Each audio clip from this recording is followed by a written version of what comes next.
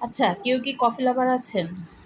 বৃষ্টিতে কিংবা ঠান্ডার সময় কফি খেতে কিন্তু মোটামুটি আমরা সবাই খুব পছন্দ করি। আর যদি হয় ক্যাপাচিনো কফি, তাহলে তো খেতে বেশ লাগে না? কারণ ক্যাপাচিনো কফিটা দেখতেও সুন্দর, খেতেও ভালো লাগে।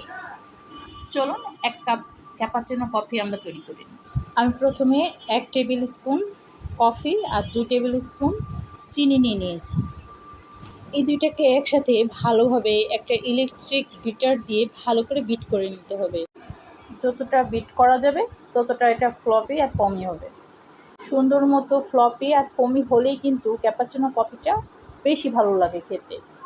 তো আমিও ভালো করে বিট করে নিচ্ছি। এ পর্যায়ে আমার বিট করা মোটামুটি শেষ।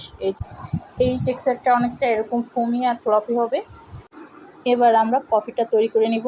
প্রথমে একটা কফি কাপে কিছুটা গরম পানি করা ছিল সেটা দিয়ে দিচ্ছি। তারপরে মিল্ক পাউডার